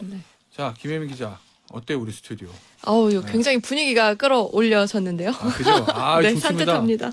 넓어지고 예, 조명들이 좋아져가지고 네. 조명이 좋다는 얘기는 얼굴이 뽀사시하게 나온다. 잘 나온다는 이런 거죠. 거죠. 네, 굉장히 만족스럽습니다. 그죠? 네. 지금 저도 저렇게 오네오 화면으로 보는데 아 좋아요. 이 카메라 각도도 좋고 네. 이 조명이 좋아서 뽀사시하게 나옵니다 이거. 네. 네. 조명이 아래에서도 나와요, 위에서도 나오고. 네. 거의 TV 스튜디오 수준이에요 지금. 이거 네. 색깔이 바뀐다면서요. 네. 지금 약간 보라색인데. 예, 약간 보라색이. 네. 네. 약간 보라색인데 네. 우리 나중에 그렇게 한번 해보려고 내년 총선 때. 국민의힘 의원 나오면 그냥 분홍색 깔아드리고, 민주당 의원 나오면 파란색 깔아드리고, 되게 좋아하시겠다. 예, 정의당 노란색 깔아드리고, 요렇게 한번 해볼까? 네. 그냥 제 혼자 생각이에요. 네. 한번 바뀌어요, 막 색깔. 그래서 저희 저 제작진이 네. 딱 최적의 이제 지금 색깔을 찾아가지고, 요색으로. 보라색. 네. 예. 여기다 또, 지금 평시기 때문에, 블루나 핑크 이거 안 됩니다, 이거. 특정 당색이기 때문에. 섞으신 거예요? 아, 그럼요. 네, 그래서 예. 약간 보라색이구나. 보라색. 네. 예. 보라가 또 다양성을 상징하는 색깔 아니겠습니까? 네, 맞습니다. 그렇죠. 나만의 해석인가? 우리 저 한일 정상회담 얘기 좀 해볼게요. 다들 정치 부분, 또 과거사, 후쿠시마 원전 여기만 저 말씀을 드렸는데 우리 경제 코너니까 경제 분야 얘기 좀 해보죠. 어제 논의된 거 뭐 있어요? 경제? 네, 경제 얘기만 우선 해보자면요. 네. 논의의 핵심은 바로 반도체입니다. 반도체. 사실 우리나라가요, 반도체 제조 능력은 세계 최고잖아요. 과거처럼 일본의 이 소부장, 소재, 부품, 장비 분야와 좀 협력을 하면서 앞으로는 시너지를 내자, 뭐 이런 부분을 협의를 했거든요. 그래서 일본이 우리나라를 다시 이 화이트 리스트에 올려놓는 작업을 앞으로 착실하게 이행할 것을 재차 확인을 해줬고요. 그렇게 되면 이제 소부장 수출입 절차가 간소화되기도 합니다. 또 뭐 우주나 AI, 미래 소재 같은 첨단 과학기술 분야 협력에 대해서도 앞으로 조금 더 협력해 나가자 이런 논의를 했습니다. 또 한 가지 특별한 부분이 양국을 오가는 항공편도 앞으로 네. 좀 더 늘리겠다 이런 뜻을 모았다고 합니다. 그리고 네. 경제협력 논의는 오늘도 이어집니다. 네. 기시다 총리가요, 주한일 일본 대사관 주최로 최태원 대한상의 회장이죠. 그리고 송경식 경총 회장 6개의 경제 단체장과 티타임을 가질 예정입니다. 뭐 여기에서도 반도체나 배터리 얘기가 나오겠죠. 그 권혁중 평론가가 네. 가장 주목한 부분은 어디예요? 역시나 뭐 화이트리스트에서 이제는 제외하기로 했다. 네. 화이트리스트에 들어가기로 했던 부분. 네. 이런 부분에 대해서 이제 다시 한번 좀 고무적이다라고 말씀드리겠고, 저는 여기서 좀 보는 게 저는 그 반도체 공급망 구축에 힘을 모았다는 거. 그러니까 한미가 이제 공급망 구축 서플라이 체인을 이제 하기로 했죠. 네. 그 다음에 일본까지 들어온다 그러면 뭐 막강이죠. 왜냐하면 반도체를 이끌어가는 게 한국과 미국과 네. 그다음에 대만, 그다음에 일본 이렇게 좀 뽑을 수 있는데 그렇죠. 뭐 세 개 나라가 힘을 합치겠다. 공급망을 쫙 잡고 갖고 있으면은 뭐 답이 없어요 사실. 뭐 설계는 미국, 부품은 그렇죠. 일본, 제조는 한국 뭐 이런 건가요? 중국에 들어가는 반도체의 90% 이상이 한국과 미국에서 나옵니다. 네. 예, SK 하이닉스, 뭐 삼성전자, 마이크론 여기서 나오거든요.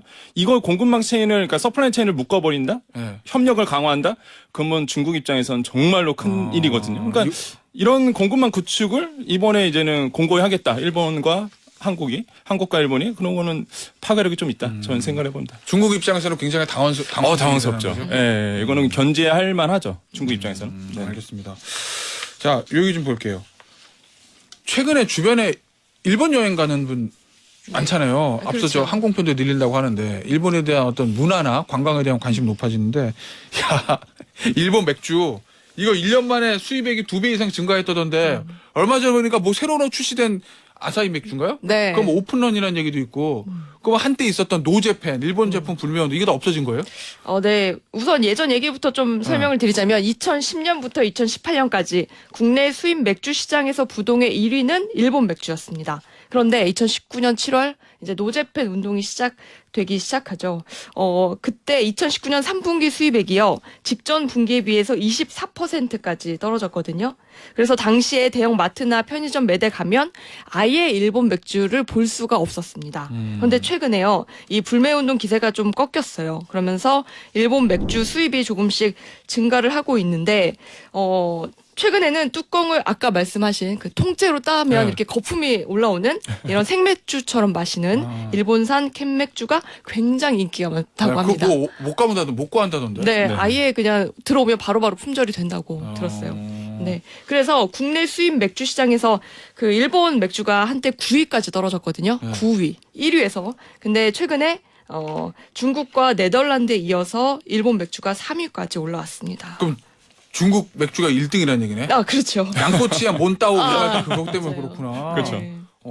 이거 근데 앞서 말씀하신 그 뚜껑 따는 네. 맥주 있잖아요. 네. 그거 오픈런 효과라는 얘기도 있던데. 아니요, 원래부터 적자입니다. 원래부터가 이게 뭐 맥주 같은 걸 본다 그러면 맥주 무역 수준은요 계속적으로 적자였다가 이제 우리나라가? 불매운동 때문에 잠깐 이제 줄어들었던 거지. 항상 우리나라는 일본 맥주를 참 좋아하는 것 같아요. 이번에도 마찬가지예요. 올 1분기 수입 맥주액, 일본에서 수입했던 금액이 한 662만 달러가 되는데 이게 지금 우리나라가 반대로 수출했던 것이 한 327만 달러가 정도가 됩니다. 그런데 이게 그렇게 되면 334만 달러가 이제 적자거든요. 이게 올해 1분기만 그런 게 아니라 계속 적자였어요, 사실. 그러니까 너무 좋아하세요, 일본 맥주를. 근데 저는 사실 말씀을 드리면 저도 일본 맥주 좋아하거든요. 네네. 그래서 한때 진짜 저는 편의점 가면 아사히랑 삿포로, 뭐 에비수 이것만 먹었어요. 네. 국산 맥주 외에 유럽 맥주 안 먹었어. 아사히 삿포로만 먹었어. 근데 4개 10,000원 하면 네. 일본 맥주만 3개. 일본 맥주 그냥 4개 많은 8개 사는 거예요. 그냥 아사히 4개, 삿포로 4개 이렇게. 지금도 판촉할 합니다. 상표 자세히 말하지 말랍니다. A사, S사 요거 먹었어? 네. 다 아시니까 어차피. 근데 그 노제팬 운동하면서 안 팔잖아요. 그쵸? 맞아요. 아예 없었어요. 없어. 그 먹을 수가 없어. 네. 근데 이게 참 궁하면 토한다고 그때 한국 맥주 중에서 T사 맥주가 나왔어. 그 좀 맛이 비슷합니다. T사. 네. 그리고 한국에서 또 새 신제품 T사 맥주 먹고 그다음에 네. 우리 저 수제 맥주, 에일 맥주 많이 나오잖아요. 네. 뭐 동네 이름 나오는 거 뭐. 그쵸. 예. 그거 먹기 시작하니까 계속 말씀하지 지금은 말고. 또 상표 얘기 안 했나. 또 이제 일본 맥주가 다시 수입돼도 저는 그쪽으로 다시 손이 안 가더라고요. 맞아요. 왜냐면 맥주가 입맛이 굉장히 바뀌어서. 그리고 다양해졌어요. 다양해져서 네. 우리 국산 맥주 종이 너무 많이 나와가지고 그쵸. 그 사이에 수제 맥주가. 예, 다 네. 이제 최근에 싸게 파는데도 맞아. A랑 옛날에 먹던 S에 손이 안 가던데. 그러니까 지금 너무 일본 맥주가 판촉 행사를 너무 공격적으로 하고 있어서 이게 수입 가격만 봐도 이게 메리트가 좀 생기는 거예요. 그러니까 많은 분들이 다시 일본 맥주를 이제 즐겨 먹게 되는 현상들이 지금 현재 일어나고 있다라고 말씀드립니다. 알겠습니다. 근데 이런 분위기는 좋은데 제가 한마디 조금 드리고 싶은 거는 일본에서 최근에 계속 망언들이 쏟아져 나오고 있어요. 이런 게 사실 없어져야 양국 간의 분위기가 더 좋아질 그렇죠. 텐데 뭐 예를 들어 1박 2일 일본 여행 가서 한국 사람들 편의점 도시락만 먹고 온다. 그러니까 싸구려 여행만 간다라는 얘기도 했고 설마. 또 우리나라 망원시장에서 일본 개그맨이 먹던 꼬치로 다른 음식을 찍었다가 맞아. 무슨 뭐 침테러다 이런 얘기까지 나왔죠. 그럼 이런 게 없어져야 양국 간의 분위기가 좀 더 좋아지지 않을까 생각해 봅니다. 알겠습니다. 자, 주제를 바꿔서 네. 윤석열 정부 내일이 취임 1년이거든요. 저 경제 분야 평가 좀 해봐야 되는데 김혜민 기자. 네. 일단은 1년 동안 제일 경제 부분에서 보자면 고물가. 사실 이게 물가 높은 게 좋은 건 아닌데 어쨌든 고물가가 계속이 됐어요. 원인은 어디든지 간에. 네. 그럼 지금 윤석열 정부에서 가장 중요한 이슈는 물가 안정이다. 이렇게 봐도 되나요? 네, 맞습니다. 최근에 설문조사 결과를 제가 몇 개 가져왔는데요. 사실 윤석열 정부에 대한 이 경제 분야 평가는 박한 상황이에요. 그래서 한국갤럽이 지난 4월에 설문조사 결과를 발표했는데 분야별 부정평가에서 공직자 인사 다음으로 경제가 가장 부정적인 평가가 나왔고요. 오늘도 국민일보에서 설문조사 결과가 발표가 됐습니다. 여기에 윤 정부의 지난 1년 동안 워스트 정책을 꼽으라고 했더니 고물가 등 민생 정책을 지목한 답변이 35%로 가장 많았습니다. 그리고 집권 2년 차에 또 최우선으로 추진해야 될 정책도 가장 먼저 경제 활성화가 꼽혔어요. 이 문제는 이 말은 뭐냐? 지금 서민 정책이 사실 문제가 있을 수도 있다. 그러니까 사람들이 이 고물가가 사실 어떤 원인으로 왔는지는 여러 가지 해석이 있을 수 있지만 정부 정책상으로 어느 정도 해결이 돼야 되는데 해결되지 못한다고 느꼈다는 거죠. 좀 수치를 보면요. 한국 그 무역 수지가 지난 4월까지 14개월째 적자고요. 우리 경제를 지탱해온 게 사실 수출이에요. 수출도 7개월째 마이너스입니다. 뭐 사실 세계적인 고물가, 미중 무역 갈등의 영향도 분명히 있긴 하지만 앞서 말씀드렸듯이 이 상황을 어떻게 개선해 나가는지 정부의 노력이 앞으로는 더 중요해졌습니다. 알겠습니다. 네. 자, 요 얘기는 여기서 마무리하고 우리 네. 할 게 많아서 다음 주제 볼게요. 권혁중 평론가. 네. 주말 내내 언론에 크게 보도됐던 이 김남국 의원의 가상화폐 네. 60억 정도 네. 뭐 위믹스라는 저 이름은 공개됐어요. 네네. 이 코인이 이게 정체가 뭐예요? 그러니까 우리가 많이 알고 있는 비트코인, 이더리움 이런 거랑은 좀 다른 거죠. 다르죠. 네. 사실 이번 이슈 나오고 나서 저는 느낌이 어떤 느낌이냐면 분위기 싸다. 분위기 싸다. 싸하다. 이게 싸하다. 왜 그러냐면 네. 이게 위믹스랑 엮인다고 이런 생각 들었거든요. 이게 금방 말씀드린 게 위믹스라는 코인이거든요. 그러니까 게임 업체 위메이드라고 있습니다. 이게 위메이드가 있는데 그 여기서 나왔던 코인이 이 위믹스라는 코인이고 이 위믹스 코인이 우리나라의 대표적인 김치 코인이에요. 그리고 김치 코인이라는 거는 한국에만 있는. 네, 한국에서 만들어졌던 탄생했던 그 다음에 이제 변동폭이 굉장히 큰 이런 이제 김치 코인이라고 볼 수가 있겠는데 사실 이게 지금 위메이드가 나왔던 이 위믹스가 야심차게 낸 코인입니다. 한마디로 우리의 게임의 모든 생태계는 이 위믹스로 통하겠다. 그래서 야심차게 발표했고 많은 분들이 투자했었어요. 그래서 사실 이게 이제는 근데 지금 상황을 본다 그러면 거래소에서 퇴출된 코인입니다. 왜냐하면 유통량에 대해서 약간 공시를 잘못했다 이런 것 때문에 사실 이제 퇴출을 당했는데. 아, 지금은 없어요? 네, 그러다 보니까 물론 다른 거래소에서는 거래가 됩니다. 근데 그 거래소에서는? 네, 어떤 특정 거래소는 되지만은 디지털 자산 거래소에는 닥사라고 있어요.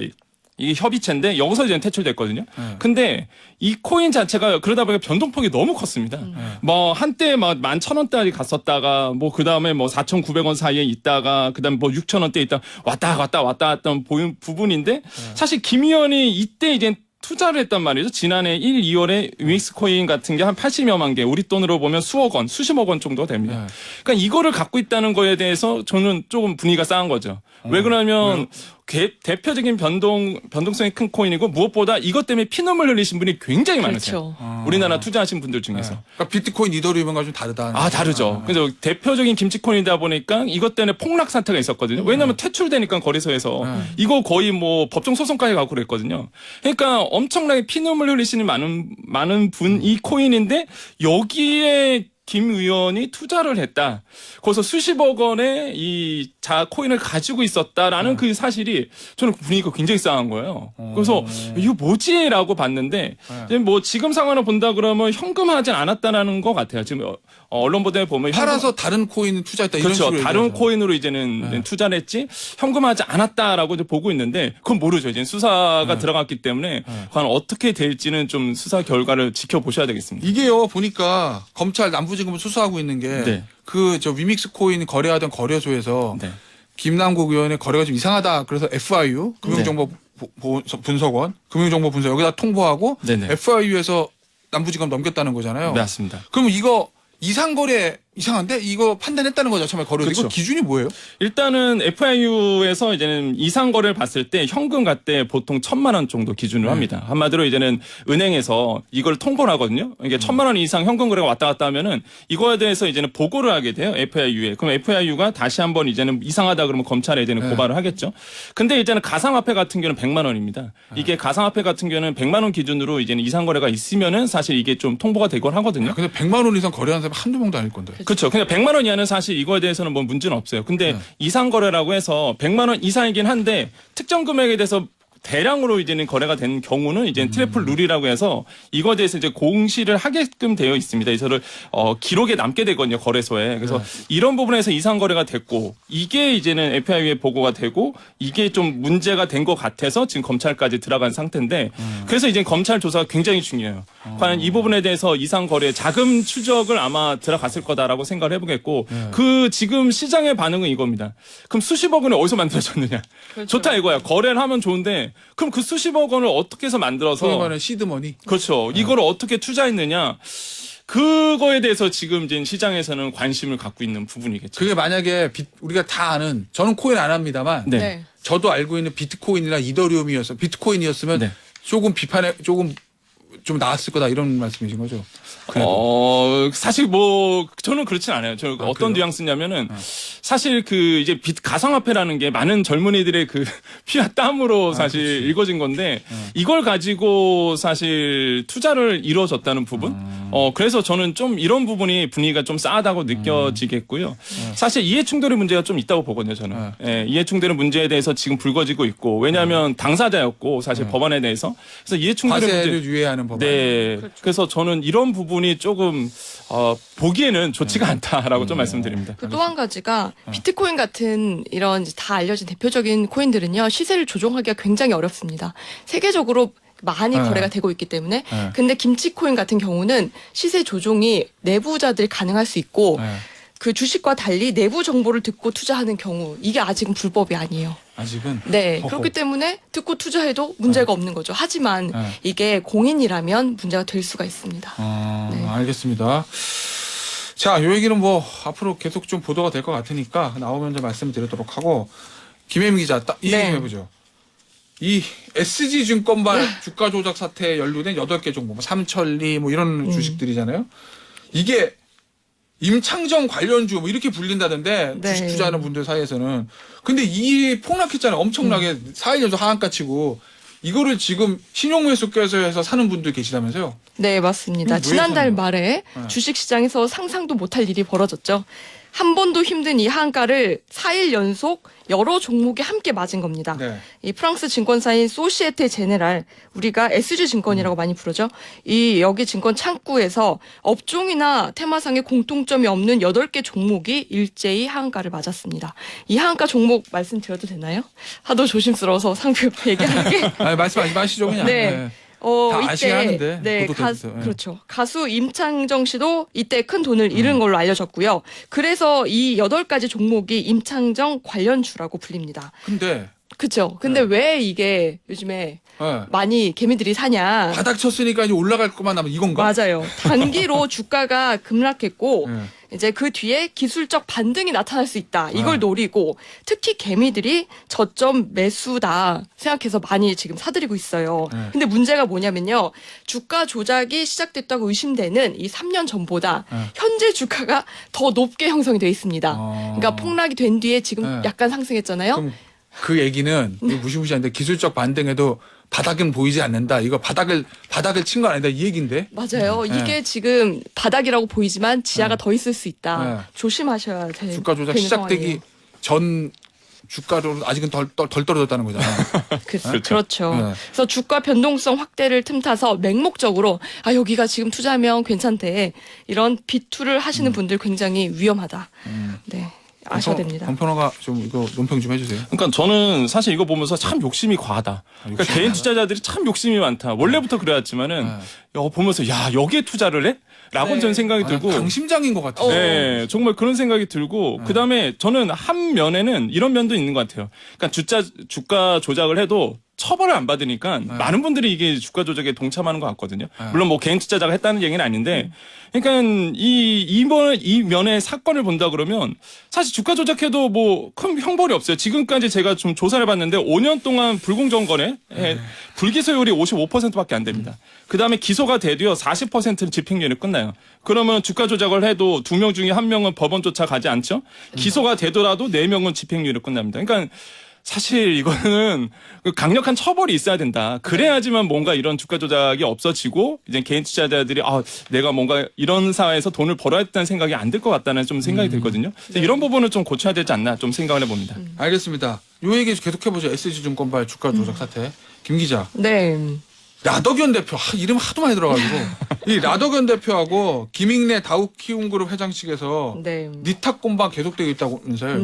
너 맞습니다. 때문에 주가가 폭락하니까 당신이 주범이다 뭐 이렇게. 네, 우선 라 대표의 얘기를 먼저 들어보겠습니다. 네. 이 라 대표는요, 우선 어떤 사람인지 소개를 간단히 그래도 드릴게요. 1인 매매업 허가를 받지 않은 채 투자자들한테 신분증을 받아서요, 차명 개통한 휴대전화로 8개 종목의 시세를 관리했습니다. 네. 근데 주가 폭락 이 거래일 전에 다우 데이터 여기가 키움그룹의 계열사입니다. 여기 지분 140만 주를 다움 키움그룹의 회장 김익래 회장이 처분을 해서 차익 실현을 했기 때문에 이 폭락 사태의 주범이 바로 이 김익래 회장이다. 그것 때문에 우리가 반대 매매를 당해가지고 이 꼴이 났다라고 주장을 하는 거예요. 계속 뭐 인터뷰하면 그 얘기하더라고요. 네, 맞아요. 근데 왜 김 회장이 굳이 폭락 사태를 만들었냐? 여기에 대해서는 증여와 상속세 부담을 줄이기 위해서 주가를 낮춰야 했기 때문에 이런 사태까지 끌고 온 거다라고 말을 하고 있습니다. 그리고 이걸 아예 제3자에게 지분을 판 것처럼 보이지만 사실상 김 회장의 왼손에서 이 오른손으로 옮겨가는 그냥 이런 소위 말하면 거였어요. 파킹 시켜놓은 거다 뭐 이런 건가? 네, 어딘가에는 갖고 있을 거다라고 주장을 하고 있습니다. 거기에 대해서 김익래 회장 뭐래요? 네, 근데 이쪽 이제 키움증권 측은요, 이거는 선후 관계가 바뀌었다라고 주장을 하고 있어요. 그러니까 라 대표 주장에 대해서 어떤 이유인지 처음에 주가가 폭락을 먼저 한 거고 그 뒤에 하한가 사태가 일어나서 증거금융을 상향하기로 키움증권이 결정을 했다. 그리고 나서 이제 라 대표 측의 반대 매매가 된 거다. 우리가 먼저 돈을 뺀 게 아니다라고 주장을 한 거죠. 그러니까 우리나라에 정말로 그 이 자본시장의 민낯을 전 다 드러냈다. 그러니까 두 분이 싸우면서 두 그룹이 싸우면서 다 드러냈어요, 진짜. 시세 조정에 대한 것도 다 드러났죠. 그다음 대주주의 그런 안 좋은 이면들도 이번에 다 나왔죠. 그래서 저는 오히려 보면은 자본시장을 위해서라면 주식시장을 위해서라면 잘 터졌다. 예, 잘 터지면서 두 분이 싸우면서 지금 다 나오고 있거든요. 이면에 대해서. 그래서 시세 조정 나왔죠. 통정거래 부분이 나왔죠. 그리고 다른 주가들도 저는 분명히 통정거래가 있었다고 봐요. 예, 이런 부분에 대해서도 지금 나오고 있다 보니까 저는 더 기대가 됩니다, 솔직히. 이 두 사람의 책임 공방은 누구 말이 맞는 것 같습니까? 저는 둘 다 맞는 것 같아요. 둘 다 말이 맞다는 게 둘 다 책임 있다. 그렇죠. 둘 다 책임 있습니다. 서로를 겨냥하는 말들이 맞는 말이라는 그러면서 거죠? 다 실토가 나오는 거예요. 예, 그러면서 대주주의 어떤 부분 침묵, 안목. 왜냐하면 대주주의 안목이 없으면 사실 이게 조정하기 힘든 부분이 있거든요. 이런 것도 얘기 나왔죠. 그다음에 시세 조정에 대한 얘기도 이번에 밝혀졌잖아요. 그래서 피해자가 아니라는 거죠, 사실. 그래서 가해자일 뿐이다라고 좀 말씀드리겠습니다. 그렇죠. 그게 포인트입니다. 이게 두 사람은 서로 니탄니탄하지만 여기에 피눈물을 흘리는 개미 투자자들은 두 사람 다 똑같은 사람으로 보일 거예요. 맞습니다. 네, 뭐. 김 회장은 얼마 전에 사퇴한다고 의사 표현을 하기도 했습니다. 예, 그렇게 보도가 됐었죠. 네네. 알겠습니다. 오늘 경제 끌어올려 시간은 여기서 마무리하도록 하죠. 지금까지 SBS의 김혜민 기자, 권혁준 경제평론가였습니다. 감사합니다. 네, 감사합니다. 감사해요. 네.